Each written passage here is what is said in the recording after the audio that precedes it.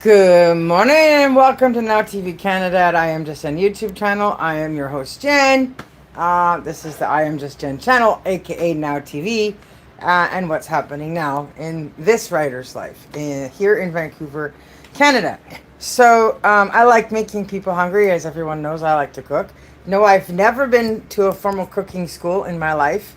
I do watch lots of videos, and I have done lots of recipe research, and I was just raised naturally around good cooking from my grandmother, which she got from her mother, who ran a bed and breakfast when her father, my great grandpa, was at war, World War One in England, where you don't have a choice; you're just enlisted at 18 or go to prison. Where your faith and your belief in God was big, where everybody had to pray and go to church, and to be seen and not heard generation. So there was just lots that was instilled in me that was good. And I will forever miss my grandma. Sorry, kind of choked back tears. My grandparents were perfect people for me. Perfect for me to learn from. They were my perfect teachers. And somehow in the silence of what was never said, of all the children and all the family, they knew I was suffering the biggest, and that it was going to be the longest story and the hardest struggle, and that there was a major part of that was covered in similarities of who they were and what they'd been through. Like I was born to justify and vindicate their lives historically. See, my grandmother's desire when she was growing up originally was to be a writer. And because of World War II, and because of an accident that happened when she was younger, her educational plans and stuff, based on her level of education at the time, was limited. Didn't allow her this dream to, go to writing school or whatever. I mean, she still did try writing on the side when she could and collected the stories. And I had always hoped to get my hands on those stories and somehow share a moment together where I could finish something of hers, specifically written here in British Columbia, in New Westminster, in the 50s. At times she reflected in her story so well that I've had to look in history of the Vancouver in the past to find pictures and videos of what she saw and what she loved and what it was like from her eyes and in her shoes and her character, and just gobstocking wonderful. So the long and the short of it is, what I do get out of this from all these years of not having enough time, or knowing more, or having a good enough environment for myself, was the food. Food. One of the best times and best memories ever was always being able to go and be with family during all of the holidays. So there was lots of turkey stuffing, which my grandma made the best stuffing on the planet ever. I have never met anybody whose stuffing I've eaten that was ever equal to her stuffing or better. Now, I make similar stuffing because she's my grandma, but I'm not my grandma, right? So it has to be my own stuffing. But that said, based on her stuffing being my base, I'm pretty happy with my grandma, my mom, and me being able to say essentially that I'd say we'd have like the best stuffing on the planet. And if you want to eat our stuffing in any bird we put it in, you'll just have to come to our house or wherever I'm presenting this bird or whatever, and have the stuffing that way. And I have learned how to make the stuffing in a bird or just in the pot on the stove. At any rate, my passion for cooking comes from missing her. It comes from always wishing she was still here, wishing I could serve her and give her opportunities to sit and rest and not have to cook and take care of other people like she did faithfully for decades and decades and decades and decades. Because she started as a young child when she had to clean and cook and help care for the residents that were staying at the bed and breakfast that her mother was running when her dad was at war. So she was very tired when she was in her older years living with my uncle, and she cooked until she couldn't cook anymore. And then my Uncle Spencer did pretty good and stepped up to the plate and did a lot. Um, um, and my mom here and there as well. But I never got to be old enough or in an environment where I could do a turkey dinner or a ham dinner or something, a meat pie, traditional mincemeat pie or something, and be able to bring the table back to life with my family where they could taste the food and just taste her, but it wasn't her. She didn't have to lift a finger to do it and celebrate that she is there with us without having to make the food. And now my uncle has even passed away, and I'm still struggling. So I just continue to cook because there is more in giving than taking. So today, before I leave to go to Chilliwack, I have this big bag of beef I bought. I'm still on the hunt for buffalo and caribou, rabbit and duck.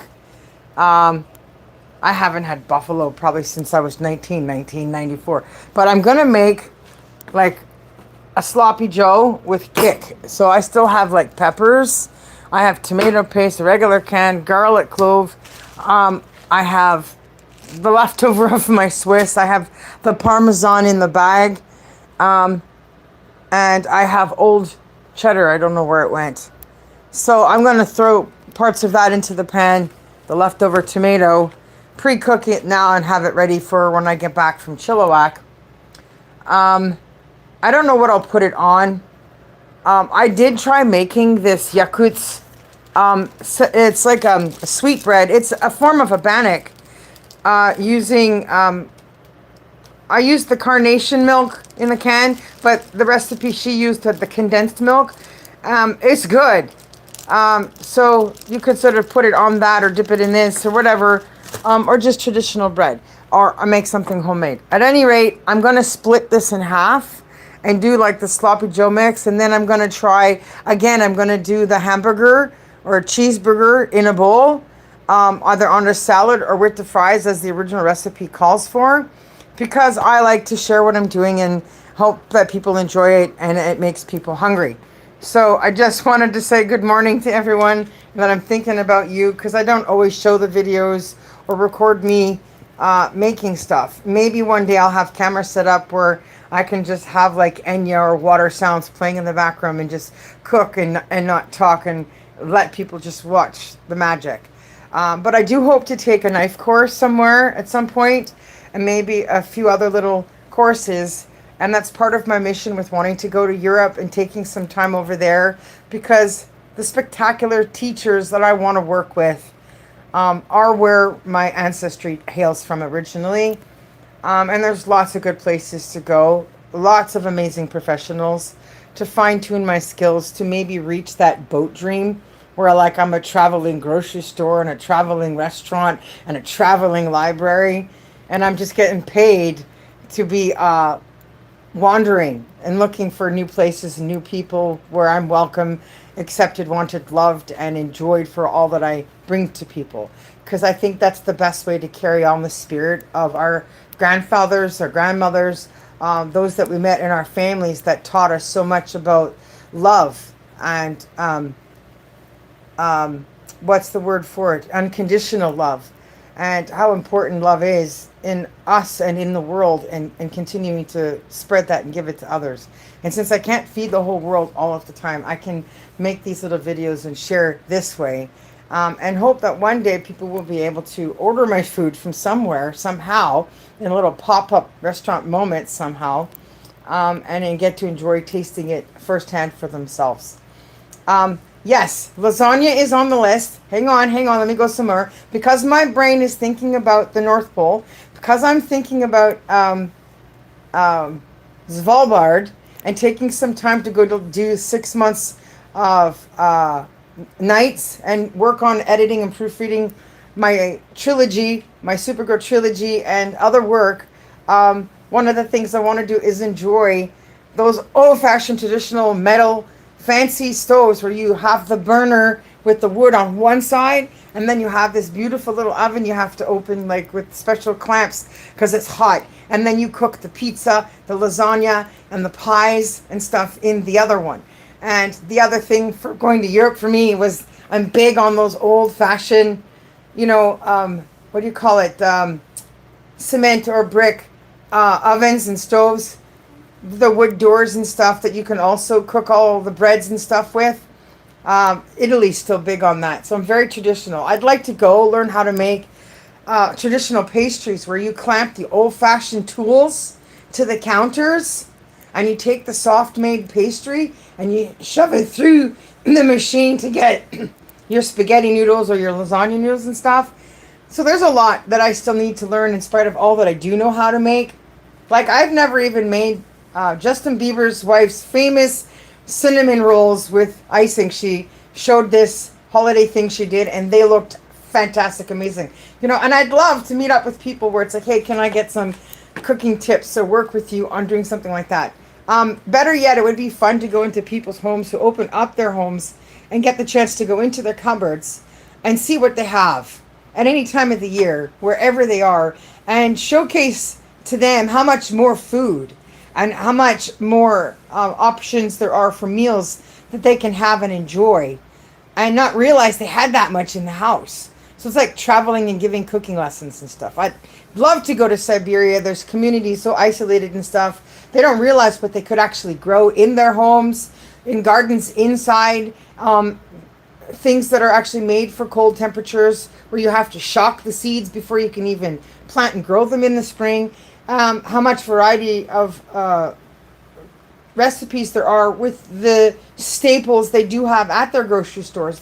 So this would just be, thrilling for me to do, to have a little storefront where I'm doing this stuff for people and they can come and enjoy something that they've pretty much lived thousands of years until recently without knowing about, right? It's amazing what the internet has done in helping to bring people together all over the world in the farthest reaches you can think of, and being able to give more, share more, and do more in ways today than ever possible. So at any rate, looking forward to the gift I got from having perfect grandparents and continuing to cook and pursue the dream, the blessing of all the cooking does, specifically learning how to work with more fishes and stuff and fishing and things and new bodies of water, and enjoying what I can get from that. But for now, I'm just going to pre-cook what I'm going to be eating for the next couple of days.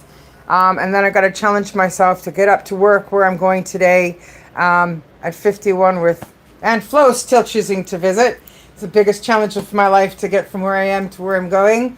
I've never quite had to do this. Okay, so I'm going to go back to cooking. I'll show little snippets of things. And then I'm going to do another video about the God who raised me. I got another story to tell.